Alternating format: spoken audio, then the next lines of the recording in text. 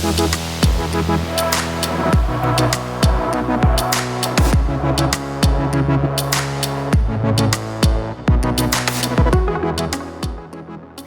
everybody, thanks for joining me today for this anxiety workshop. Anxiety is something we are all feeling. I don't think I've talked to anybody that seems to be escaping really high levels of anxiety, especially brought on by the pandemic, the economic outfall. But in all honesty, we were really struggling with anxiety as a society before COVID. So I thought I would give this workshop to help put some framework around anxiety. What is it? Why do we have it? And what do we do with it? So I'm going to take you through some of the stuff that I've learned in my lifetime that has really helped me rethink my relationship to anxiety. I would like to first start with a meditation, just to ground everybody and to help dilate everybody. Some of you may have heard me say this, but there's two basic states of being. There's dilated, where we feel open and relaxed, and there's contracted, when we feel tight. Every single thought, feeling, or action leads us to one of those two states. So when I was young, living in my car, when I was homeless, I was having panic attacks. I was agoraphobic. I had constant anxiety, unmanageable levels. And so when I realized there was these two basic states, dilated and contracted, and that every thought, feeling, or action led to one of those two states, I began to keep a journal. And that's something that I would like all of you to do. In fact, I would love you to make a commitment right now to starting to bring some mindfulness around your mental health and your emotional health. And I'd love you to start with this exercise. When you feel really tight, I want you to stop and take a second and get your little notebook out or put a note in your phone and say, what was I just thinking, feeling, or doing that didn't agree with me? Because anxiety is, I see it in one of two things. The first reason that we can have anxiety is because we're not present. The way that I describe that is like a small child that's left home alone and its parents aren't there. The child's going to be really anxious because it knows there's no adult in the room. Our anxiety is kind of like that. If we're not present, if our thoughts are constantly in a future that hasn't happened or obsessing on a past that is no longer here, part of us becomes very agitated, very concerned, and for good reason. Because the paradoxical thing about anxiety is we want to stay safe. That's why we're worrying. We're worrying in an effort to keep ourselves safe. But paradoxically, it robs you of the only moment you have to stay safe, which is right now. I don't know if any of you meditate or can relate to this, but I know a lot of people, myself included, that I would meditate and be like, oh my gosh, I got this. I'm good, I'm evolved, everything's good. And then I walk out the door and step on a Lego and I'm right back at, dang it, the anger's back. We need to be able to change our habits. And meditation, again, helps us build this muscle. But then I like to do what I call mindfulness in motion. We have to have practices that we practice every day that help us build new habits. So to be consciously present outside of meditation, a really simple thing is be observant and curious. Because it's impossible to be observant and curious and not be present. Because for me to notice that the table here is white and this camera that I'm looking at is black, I have to be present to notice those things. A lot of people tell me they can't meditate. And when I ask them why they think that, they say, well, I can't sit still, or my head just keeps racing. That doesn't mean meditation isn't working. Meditation is just a willingness to come into the present moment for whatever it is. We're not trying to control it. It's just coming in and being willing to force your body to sit still and maybe count to 10. I want to run you through a really simple meditation practice that we can all do together that's very simple. Anyone can do it. I'm going to breathe in and count that as 1. I'm going to breathe out and count that as 2. Breathe in and count that as 3. Feel free to breathe at your own tempo. Feel comfortable, get somewhere comfy. Close your eyes and we'll begin. Each breath is a number, counting starting with 1.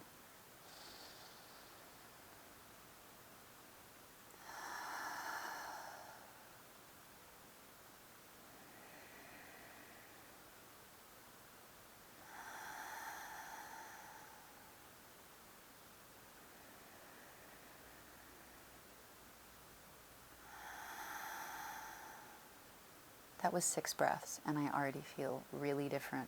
You can even hear that my voice has changed. I'm always amazed. Every time I take a deep breath, I'm committing to being alive. I'm committing to being right here. And I think that's really beautiful. So close your eyes. Let's take 3 deep breaths. Unlock your jaw. Here we go.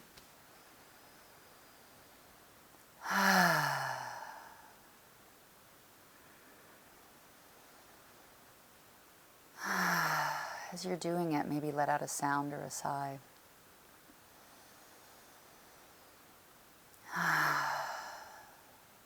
Now continue breathing in your nose and out your mouth, unlocking your jaw. And I want you to imagine that you're walking through a field. What kind of day is it? Is it sunny? Is it a beautiful, breezy overcast? What does the field look like? Is it a small little opening in a giant forest? Or is it a big bounding meadow you can't see the end of? But it's a beautiful clearing. Is your grass tall or is it short? Is there water running nearby? In this imaginary field, I want you to pick something up and put it in your mouth. I grew up in Alaska where there was Timothy bluegrass. And I would pull a stalk out and chew on the green tip. But maybe it's some sage in your field and you can smell that. You don't have to taste it, you can just smell it. Or pick a flower up and smell it. But let that sensation of smelling or tasting that fill your body. Imagine the color and see the color of that object that you've picked up. Now look off into the distance and you're going to see a giant, beautiful tree. A single tree standing in the middle of this beautiful field. I want you to walk toward it. You're going to hear the birds singing. Feel the breeze on your skin. And make your way up to that tree. And I want you to sit it down at the base of it. Make yourself really comfortable where you can really feel yourself leaning back into that tree. And I want you to take 3 deep breaths, listening to the sounds in your field, feeling that breeze on your skin, leaning up against that tree.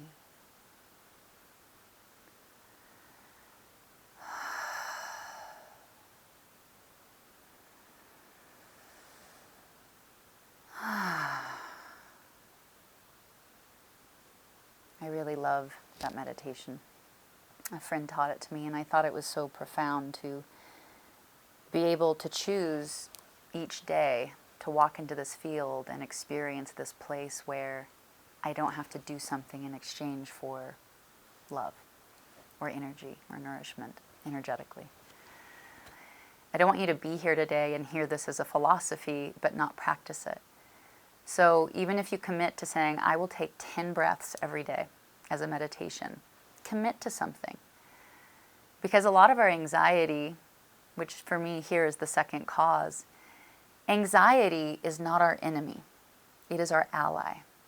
We want to come into harmony with our anxiety. And I know that sounds maybe counterintuitive. What we have a typical, tendency to do is say, I feel anxious. I want to push it away. I want to push it away from me. I get really impatient, and I don't like that about myself, and I want to disassociate from that aspect of my personality. Well, it's never going to change if we do that. And in fact, it usually has to get more and more pronounced until we deal with it. Energy can never cease to exist. We can only change energy. To be able to figure out how to change it, we have to understand it. And that means we have to bring it close. We have to come into harmony with it. So when I started to look at my anxiety as an ally and not an enemy, it really changed my relationship to anxiety. I had so much anxiety, I thought something was wrong with me. I thought something must be defective about me. It made me think something was wrong. But then I flipped that script and thought, what if something is right with me? What if my anxiety isn't a mistake? some terrible joke God played, like, sorry, humanity, sorry about that whole ability to be anxious. We must be able to be anxious for a reason. It's our body's way of trying to talk to us. So what is it trying to say? Again, if every thought, feeling, or action leads to us feeling calm or us feeling uptight, that's trying to signal us. So what I would do is I would sit down, I would take deep breaths, I would meditate, and then I would ask my anxiety to come close. And I'm a very visual person, so I would actually ask to make it personified. You can do this too. You can shut your eyes, take some breaths, and go, I want to see my anxiety. What does my anxiety look like? For me, it just looked like this beggar woman covered in pots and pans that hung on to everything. What I realized is my anxiety is like, it's kind of a strange example, but it's like food poisoning, right? When you eat something that could kill you, your body has a really strong reaction and lets you know we need that out of our system and don't ever eat that again. Our anxiety is doing the exact same thing. It means one of your thoughts, feelings, or actions that you were just participating in does not agree with you. What I realized by learning to sit with my anxiety and bring it close, come into harmony and hear it, and write, okay, what was I doing? I realized I wasn't in agreement with my life. I realized a lot of my thoughts were incredibly mean, incredibly toxic. A lot of my relationships were incredibly toxic. My life did not agree with me, and it was making me sick. And I had to be willing to change those things. And that's the easy and hard thing about anxiety, is if you want to stop being anxious, quit doing the things that make you anxious. If you're not getting enough sleep, you need to change it. If your friendships, even if you've had them a long time, don't nourish you and don't make you happy and you don't feel better about yourself, you need to change your friendships if you'll just make the commitment to do that. So I would love all of you to committing to making some time for yourself. Making some time for yourself to do this every day. This isn't something where once I figured it out, it's static. Because nothing's static. This isn't a binary world of balance. Life's always changing. So what's in my hoop, what I'm working on, what I'm focusing on, what I'm wanting to energize, new things that come up that I'm wanting to make sure, I'm not tolerating. It's always dynamic and changing. And I'm getting, the more time I spend with myself, the more discerning and the clearer I get about what really matters. What I thought really mattered to me when I first started this exercise versus now are really different. And it's because I know myself better. And we spend so much time getting to know things, but we don't spend a lot of time getting to know ourselves. And if I'm not intimate with myself, what I want, what works for me and what doesn't work for me, if I'm not giving myself time to do that, I'm just opening myself up to being vulnerable to let anything in my life sway me. Because I don't have a strong rudder. I don't have a strong yes and I don't have a strong no. And then I get co-opted into other people's agendas. And that happened to me so much in my life. Every really horrible thing that happened in my life, I can sum it up to that one thing. That I didn't have a good strong yes and a good strong no. And I let somebody with a stronger opinion hijack my dreams and my purpose, hijack my yeses and my nos. And I was kind of co-opted into their stream and carried along in their river, if you will, of life. So please make a commitment to do this. I really want to thank you guys for joining me. For really simple, doable, practicable exercises, go to my website.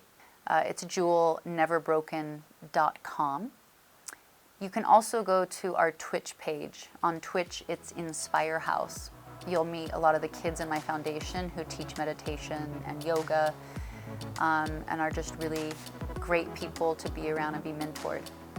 So thank you so much. Thanks for joining me, and I hope you got a lot out of this. Bye.